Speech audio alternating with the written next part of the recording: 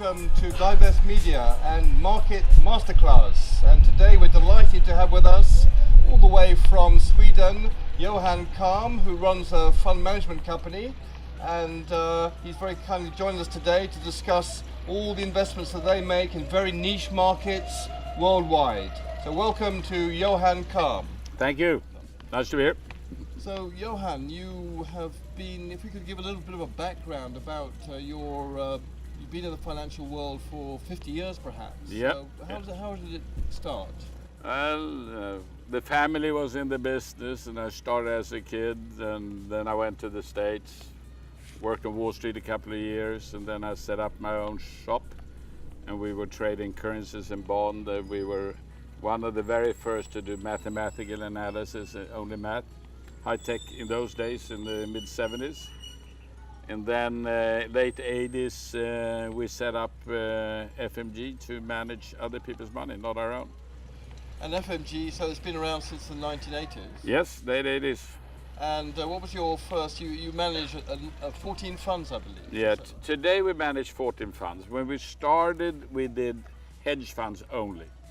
And we did the three big stars or gods in those days. That was George Soros, Julian Robertson and Michael Steinhardt.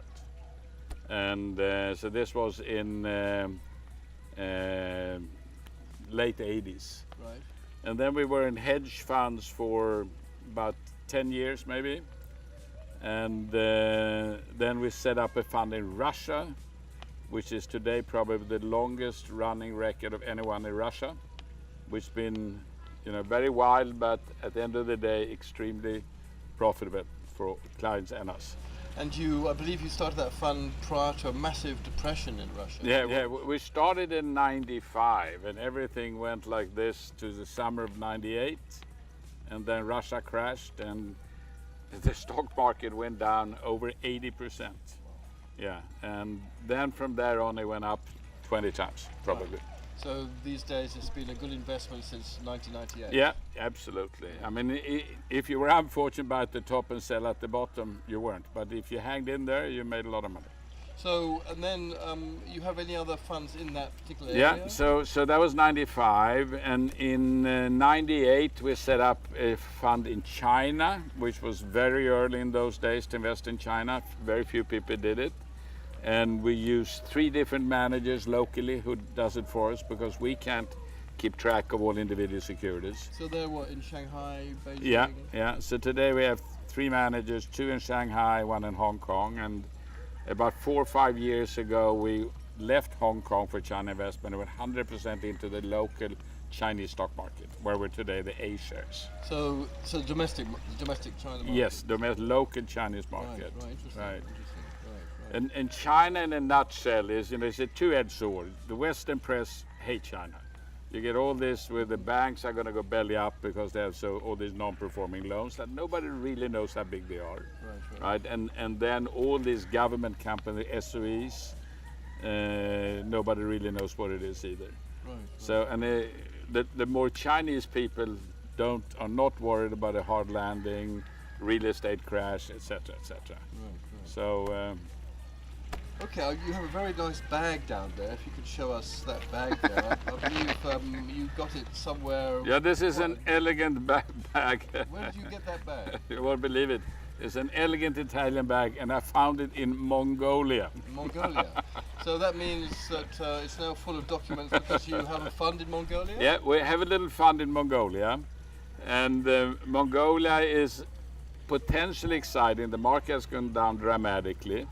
And what it is, Mongolians, all they got is basically coal and copper, right? They have a lot of small things, but that's it. So if the Chinese steel industry start to improve, this is a leverage play on China.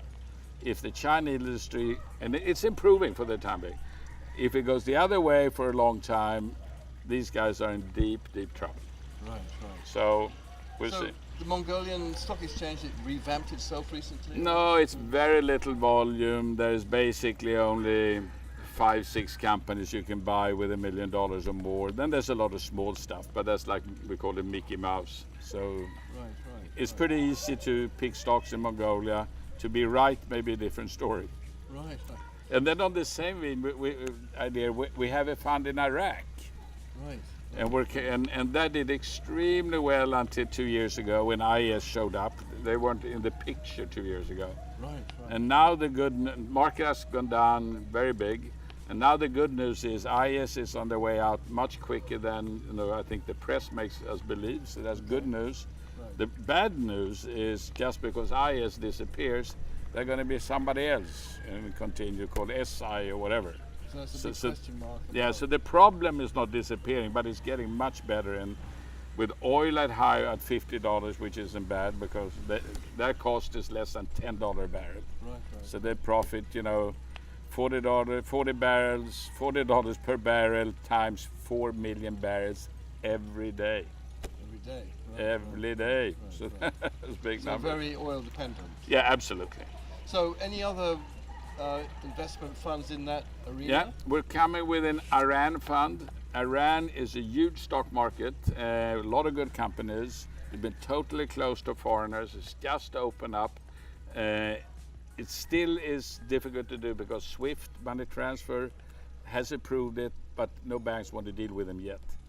Right. But it's a market where you pay 10 times earnings, which is cheap today in emerging markets, and good companies.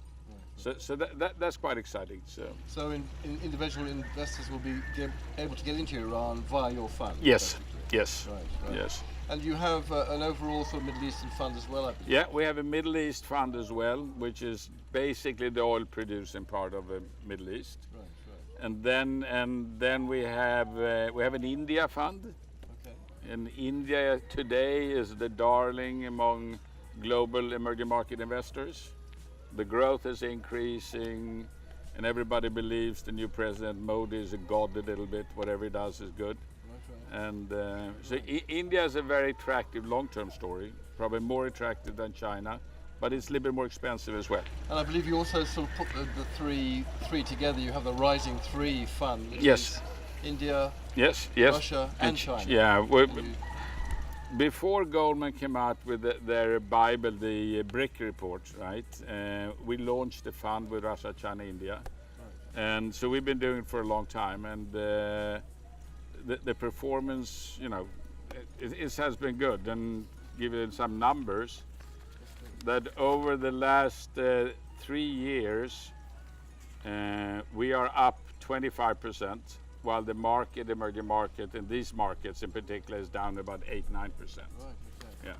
And there are also local managers in those Yes. countries? Yes, we use basically in each country about 3 managers, and then we use some cash if we want to be in cash, and we decide how much each one manager should have. So and you obviously register these companies in well-known financial centres. Yeah. Which are they? Where do you register these funds? They're Malta, which is European. Luxembourg, Dublin, Malta, same thing. And some of the funds are in Bermuda. Bermuda. Yeah. Right. Yeah. And they're very sophisticated financial centres. So Yeah. It's good protection. Yeah, you get as good protection as you can get anywhere. Right. Yeah, but like we said earlier, the protection is more really on the manager if he's an honest manager, right? Right. Does that also give the company and clients some sort of tax protection as well? Yeah, there's no tax on short, long-term capital gains, so the fund doesn't pay any short and long-term capital gains. So it's up to the individual investor, depending on where they're resident, what taxes they might pay. Yeah, exactly. Right. Yeah. So overall, you've been around since the late 80s, right? And Iran's the next one. I guess in 2 or 3 years there'll be some other emerging markets possibly.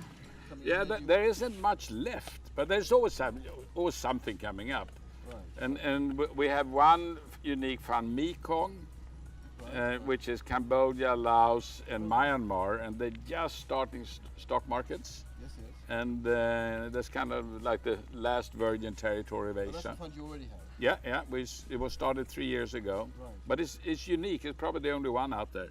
And has it started to perform yet? Or Yeah, absolutely. We are way ahead of emerging markets in performance, way ahead. Yeah, so that's attractive. And those 3 countries, they do a lot of business between each other? Yeah, most of the big money is good Thai money companies going into the region.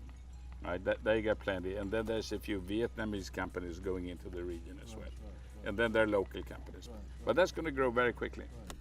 So I believe that you're also a very keen sailor, and I believe that when you're away at sea, your funds seem to do the best when you're away. No, that was the case in 05 to 07. We were sailing up along the Russian east coast, and the stock market was going through the roof, and that was obviously a delightful experience. But I guess like everybody else in the world, 2008, 2009 was a tricky period for all fund managers. Yeah. But now things are looking pretty healthy from now into the next 5-10 years? Yeah, it depends very much what interest rates are going to do, obviously, and they're probably going to stay lower than we expect. And I think emerging markets growth is better than in the Western world, and people are less spoiled, they're willing to work, and pay. And while in Europe and US, Right. less. Well, yeah, because I keep on hearing people talk more and more about the fact that interest rates in banks are very extremely low. Yeah. And then inflation is a little bit high, so it's like a guaranteed loss account. So best to put your money into funds or equities. Right? Yeah, I Get think some so. return. Absolutely, I think so. Yeah. So good luck to FMG, and thank you very much for joining us. Thank you, my pleasure. I hope you found that useful and interesting. Bye for now.